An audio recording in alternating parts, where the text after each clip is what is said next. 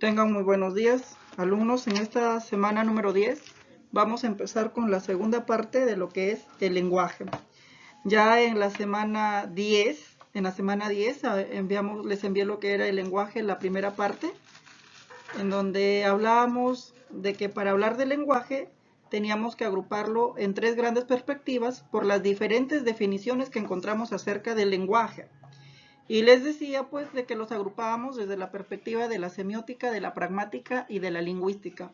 Cada una de ellas veía un punto totalmente distinto o diferente acerca del concepto o definición del lenguaje.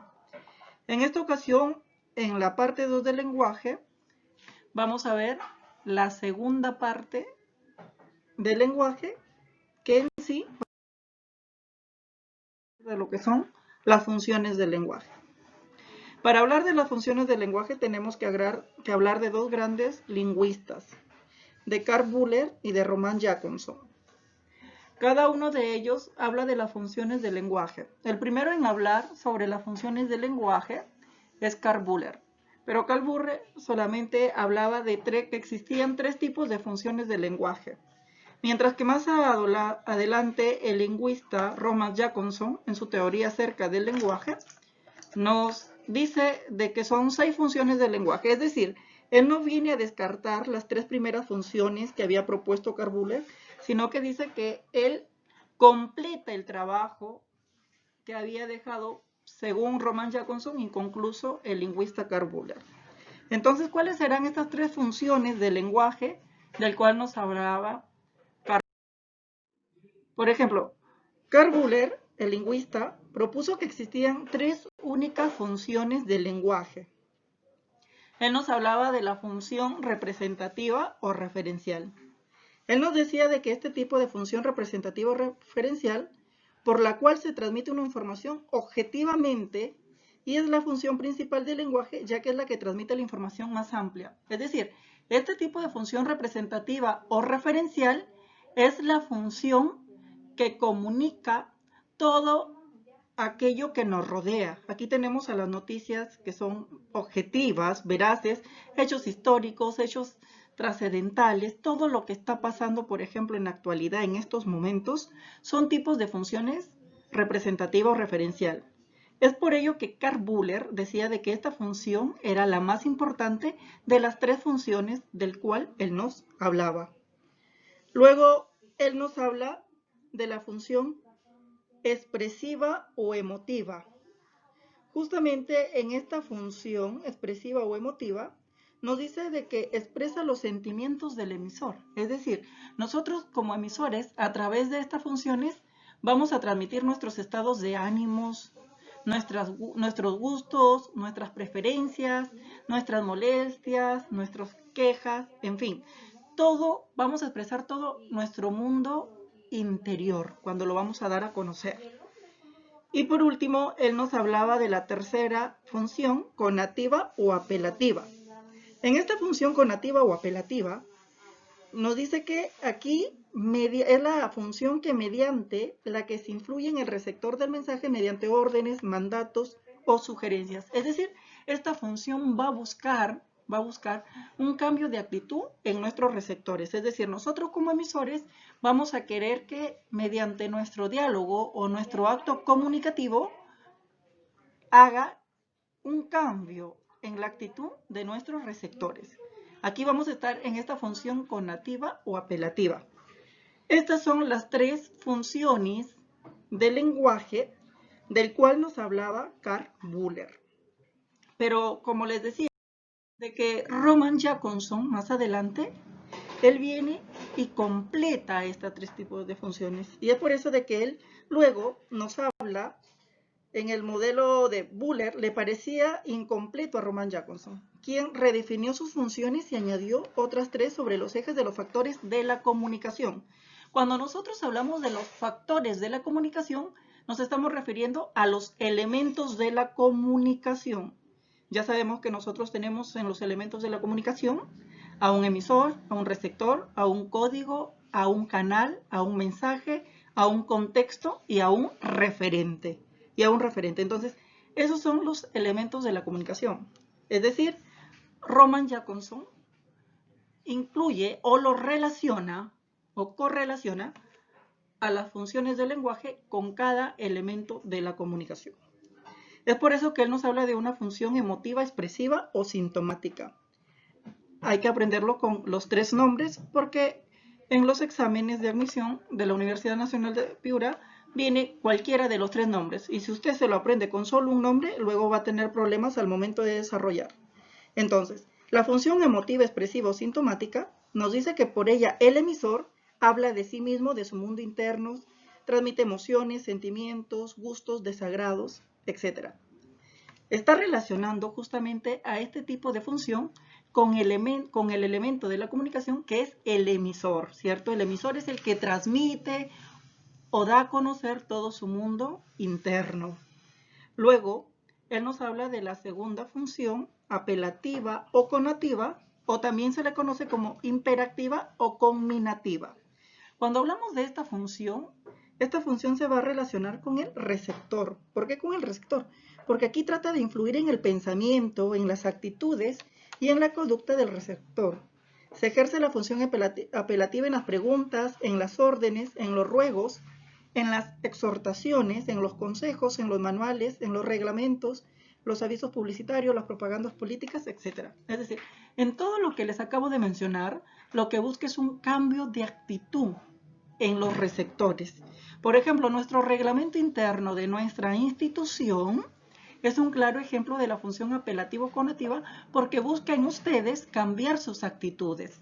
En las propagandas políticas o spots publicitarios también busca un cambio de actitud en los consumidores que vienen a ser los receptores, ¿cierto? Los spots publicitarios que nosotros observamos en la televisión o en los paneles publicitarios, lo que busca es el consumismo, es decir, cambiar nuestra mentalidad y hacer precisamente lo que nos dice en esos spots publicitarios. Al igual que en las propagandas políticas, lo que busca el político en sus campañas es optar por su partido y darles el voto. Entonces también está buscando un cambio de actitud, en este caso en los electores que vienen a ser los receptores también, Entonces, cada vez que ustedes estén frente a un tipo de comunicación y busca influir, ¿cierto?, en sus pensamientos, en la conducta de ustedes como receptores, vamos a estar frente a ejemplos de esta función apelativa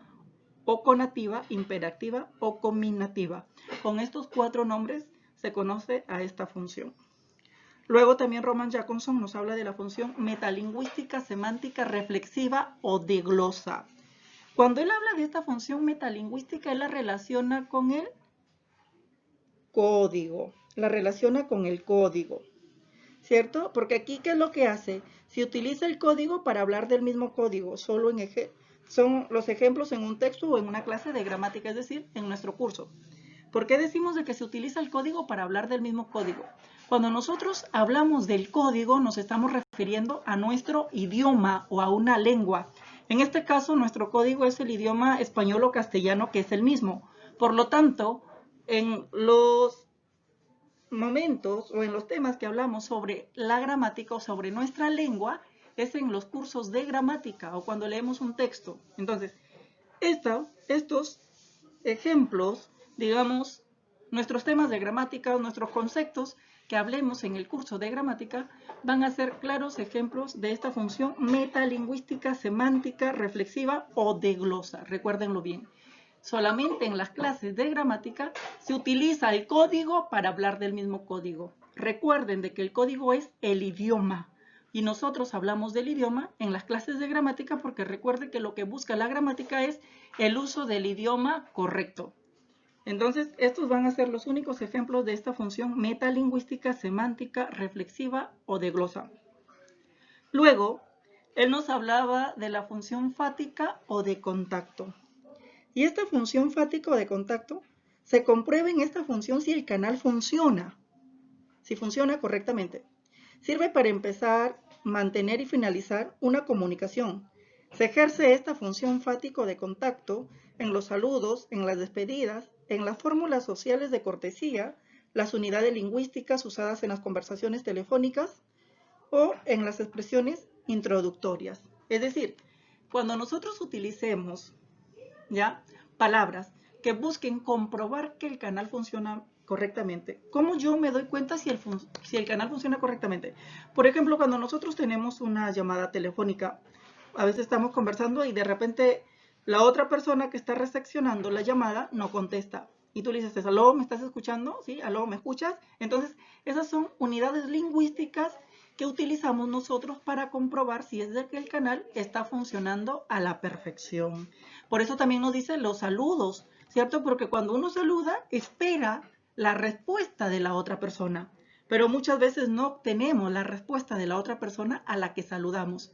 Entonces nosotros damos por entendido de que de repente el canal no funcionó correctamente porque no te respondió el saludo. En las palabras de cortesía, que también necesitan una respuesta inmediata.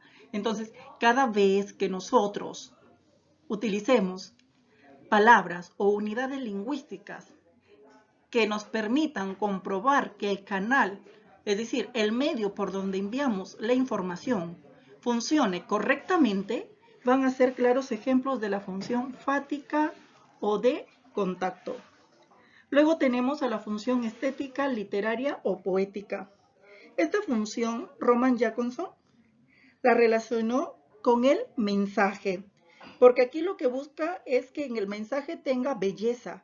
¿Se manifiesta en dónde? En las obras literarias, la combinación armónica de los nombres, etc. Es decir, cada vez que nosotros tengamos una melodía, tenga rima, las palabras que utilicemos en los refranes, cada vez de que busquemos embellecer nuestros mensajes, vamos a estar frente a este tipo de función estética, literaria o poética. Es por eso de que se le adopta con estos nombres, ¿cierto? Porque recuerden de que la literatura busca embellecer, agradar, es un arte.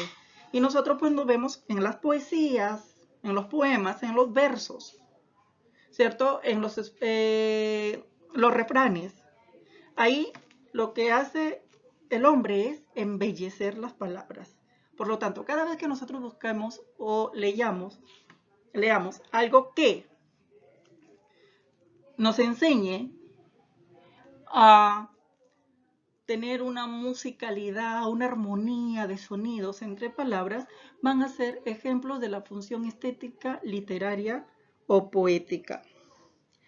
Y por último, tenemos a la sexta función del lenguaje con la que completó Roman Jacobson. Nos habla de la función informativa, representativa, referencial, combinativa o denotativa. Recordemos de que les decía hace unos instantes de que para Karl Buller esta era la función más importante de la cual él trabajó en su teoría. Pero esta función informativa, representativa, referencial, combinativa o denotativa, ¿qué es lo que hacemos aquí? Por medio de esta función nosotros podemos hablar del mundo que nos rodea. Por ello se relaciona con el referente. Se ejercen las noticias objetivas. En los libros de ciencias, una descripción científica, es decir, vamos a hablar de una realidad probable, es decir, de hechos reales, hechos objetivos, que nosotros los podemos comprobar en la realidad. Por ejemplo, cada vez que nosotros, por ejemplo, demos una información que sea real, veraz, una noticia, por ejemplo, si hablamos del caso de la COVID-19 que estamos teniendo en estos momentos, va a ser un ejemplo de la función informativa, representativa, referencial, combinativa o denotativa. Es decir, todos los hechos que pueden ser comprobados en la realidad, que sean veraces y objetivos, van a ser ejemplos de este tipo de función informativa, representativa, referencial, combinativa o denotativa. Es decir, aquí tenemos enfrente a nosotros en nuestra pantalla a las 6 funciones del lenguaje que conocemos hoy en día. Roman Jacobson las completó porque dentro de estas 6 funciones de las cuales nos habla Roman Jacobson están también ahí incluidas las 3 funciones del lingüista Karl Buller. Entonces, una imagen en donde se está relacionando, como podemos observar, a cada función del lenguaje con su respectivo elemento de la comunicación. Como podemos observar ahí, tenemos que el emisor, y en la parte de abajo, es decir, de esa silueta de esa mujer que está en pantalla, tenemos de que relaciona a la función emotiva o expresiva, porque va a expresar todo su mundo interno. Luego tenemos la función fática o de contacto, y justamente está en medio entre el emisor y el receptor, porque lo que busca es que se compruebe que el canal funcione correctamente. Luego tenemos al receptor en la silueta de ese hombre que observamos en pantalla, que se relaciona con la función conativa o apelativa. Luego tenemos ahí la función metalingüística, que está sobre una flecha que lo relaciona con el mensaje, y la función poética, ¿cierto? Poética, que también lo relaciona con el mensaje, Y por último tenemos la función referencial, que es sobre todo lo que pasa en nuestro mundo exterior, nuestra realidad, de todo lo que nos rodea. Entonces, aquí acabamos la segunda parte sobre el lenguaje, que hemos tratado en esta semana, justamente las funciones del lenguaje. Espero realmente que hayan entendido la explicación de este tema mediante este tutorial, y recordemos de que lo importante es de que nos quedemos en casa para evitar la propagación de la COVID-19. Espero que tengan un buen inicio de semana o término de semana para aquellos que van a ver el video ya finalizando la semana, y nos vemos en la semana 12.